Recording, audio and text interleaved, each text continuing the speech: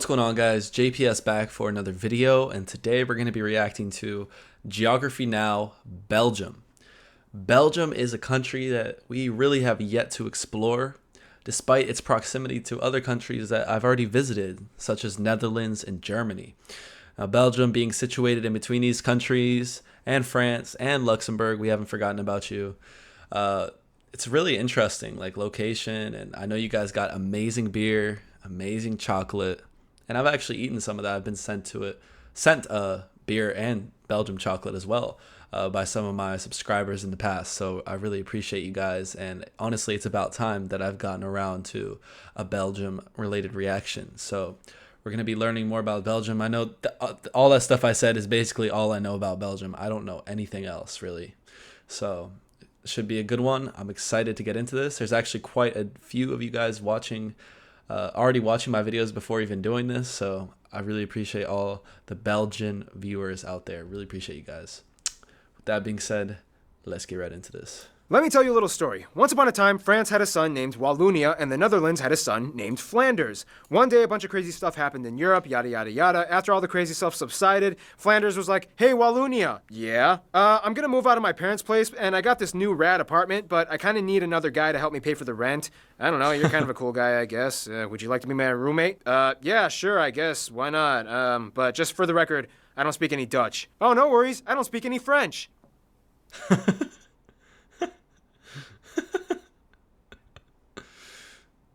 And that's how Belgium became a country, kind of.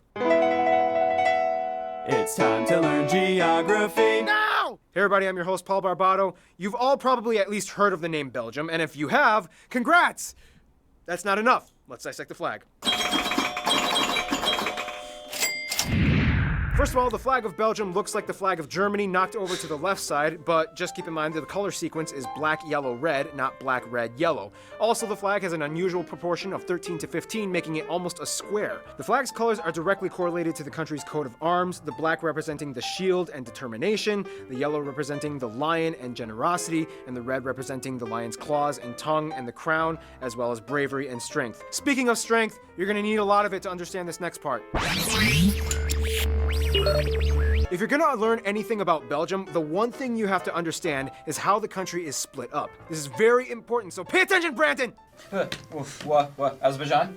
Yeah. Dude, that was like 8 episodes ago! First of all, Belgium is located in Europe, right under the Netherlands, and northeast of France, right at the foot of the North Sea, next to the English Channel. In the most fundamental way I can put this, Belgium is divided into 3 regions. The Dutch, or the Flemish-speaking North region, called Flanders, the South, or French Walloon region, called Wallonia, and the capital, Brussels, acts in itself as a 3rd region, and functions in a completely bilingual way. Most of the people in Brussels speak both Dutch and French, however, French is a little bit more prevalent. Got it? Okay, good, because we're not done. Each of the Flanders and Wallonia regions are then divided into 5 provinces each, making a total of 10 provinces. Brussels doesn't count and is considered its own region, not belonging to either Flanders or Wallonia, even though technically it's completely engulfed in Flanders. But then again, the region around Brussels has a French administrative area around the city called the BHV, or the Bruxelles-Alvivoud County, in which large numbers of French minorities live and can be judged in French, even though it's in Flanders. Still with me? Good, because it gets even crazier. The French also have administrative centers in the southeast and the southwest regions of Flanders, and a Wallonian municipal exclave in the West Flanders province called Commune Warneton, even though most of the people there speak Dutch. Furthermore, the Flemish have one municipal exclave in the Liège province in Wallonia called Voeren. Oh,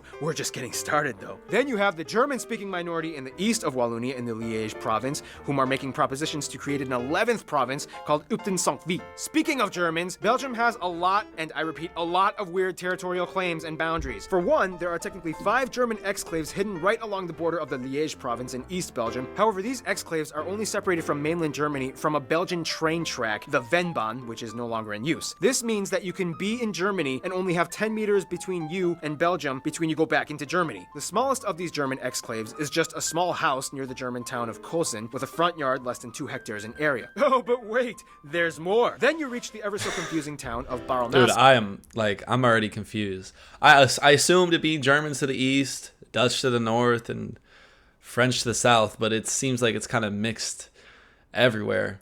It seems especially complicated around Brussels. But I just need to pay attention. Wow, there's a lot of different provinces and little regions of different people. Crazy.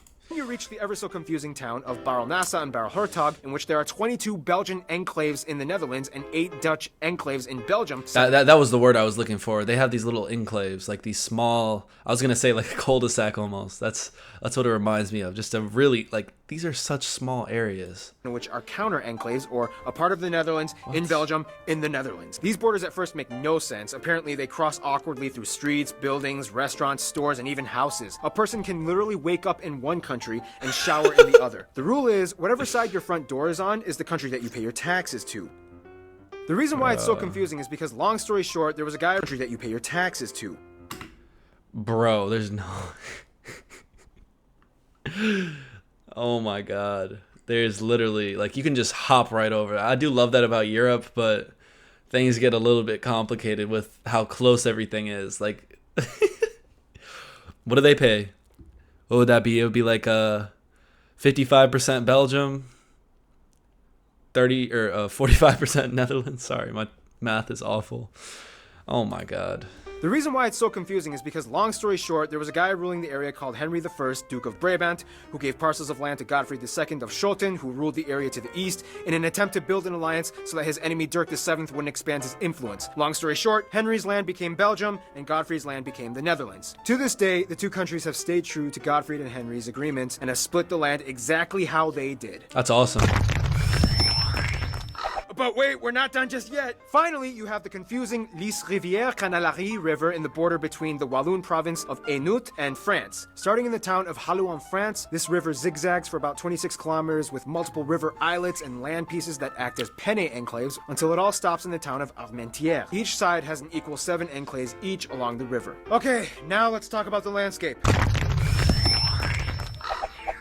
It's mostly flat. Outside the cities, there's farms and forests. It's pretty lush and green. However, the Worldwide Fund for Nature ranked Belgium pretty low in terms of their environmental performance, and the water quality was the lowest in the EU, mostly due to the high population density. Belgium isn't really agriculturally driven. I mean, economically, most of their revenue comes from machinery, pharmaceuticals, diamonds, many of which were imported from the Congo. We'll explain about that in a little bit, and service and industry jobs as well. Okay, that's about it. Moving on.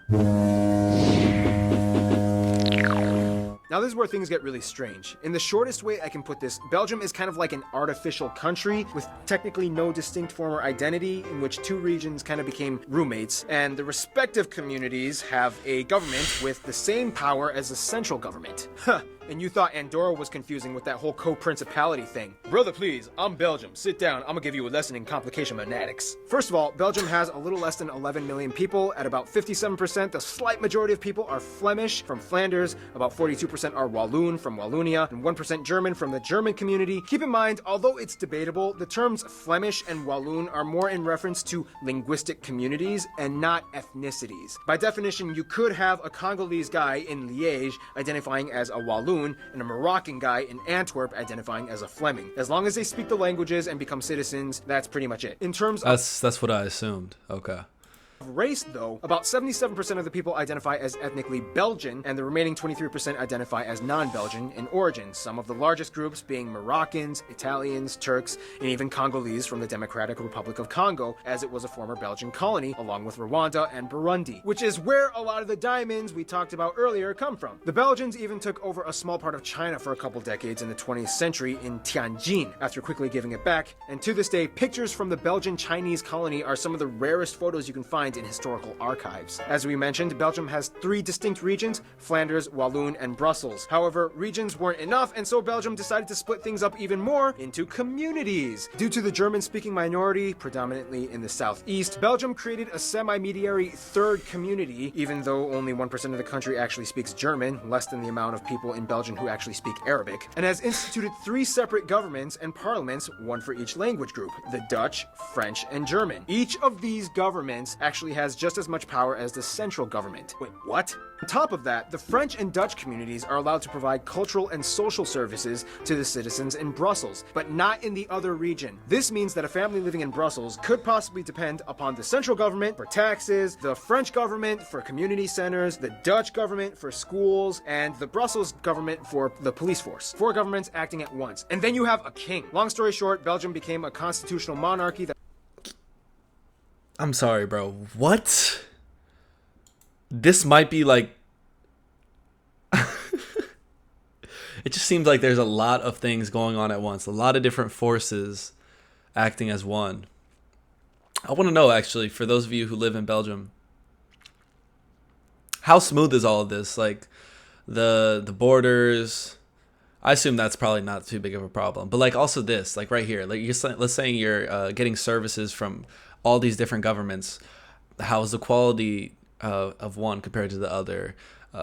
Is it frustrating? Do you have to fill out a bunch of paperwork to be a part of all four of these? Is it complicated? Does it make moving hard? Like I don't know. There's just a lot to think about with this because I haven't heard of anything like this before.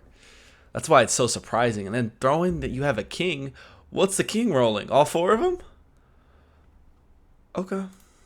Centers, the Dutch government for schools, and the Brussels government for the police force. Four governments acting at once. And then you have a king. Long story short, Belgium became a constitutional monarchy that started in 1830 with Philippe I as the current head of state. They are the only monarchy in Europe with no actual crown or lavish robes and scepters. They gained independence from the Netherlands. French-speaking Wallonia joined along, and then they chose a German prince to become their first king. In terms of culture, Belgium can be attributed to a lot of things. For one, some of the world's most renowned surrealist artists came from Belgium, like René Magritte, cartoons like the Smurfs, and my homeboy, Tintin. I have read almost every No way the Smurfs are from Belgium, bro.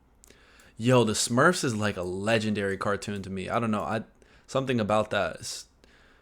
I had never knew that. And Tim Tam as well. Tim Tam, something like that. I forgot the name, but I've seen this cartoon too when I was younger. I never knew that those were Belgian cartoons. Ain't nobody mess with Tintin. That dude is mad boss. The national dish is mussels with French fries and mayonnaise. Belgians will tell you that fries originated from Belgium. And of course, waffles. They make some of the best chocolate in the world that rivals Switzerland. And of course, everyone's favorite Belgian, Jean-Claude Van Damme. They host the headquarters of the EU and are typically called upon to help Europe administer their diplomatic affairs. Affairs with other countries we'll discuss in... Oh, Belgium. When will you learn? Man, all that food got my mouth watering. I do like some mussels, and I've never thought about having mussels with fries. That would be delicious. So what is Belgium the peacekeeper for all the countries around them, or what? Let's see. First of all, Belgium is a very neutral country after gaining independence from the Netherlands. Belgium quickly rose to become one of the leading powers of the industrialized Europe world, and it was a founding member of both the EU and NATO. This means that since day one, Belgium has had a huge entourage of affiliates that they've kind of kept close. However, some are still closer than others. The UK has always been a good buddy of Belgium since they played a pivotal role in the independence of Belgium. The US is also a good friend, and to this day, they still commemorate the Battle of the Bulge, in which the US played a huge role in during the liberation of Belgium in World War II. The only country that might have a little bit of a distance... Wow, I remember. That's like one thing I remember from history class. Battle of the Bulge. Can't believe that. All these things are coming into... It's giving me nostalgia, guys, watching this video. Might have a little bit of a distaste towards Belgium might be the Democratic Republic of Congo, as they were occupied and became a colony for a little less than a century. Belgium kind of did a lot of things to the Congo. Although tensions are generally eased off a bit today and numerous Congolese people immigrate to Belgium yearly, there's still a somewhat aversion that lingers on in the back of each Congolese mind when history is brought up. Of course, as you would guess, France is a close friend too. Probably not the first African country to have some dislike for a European country. I mean, this is the least shocking part of this video, but that's history, unfortunately.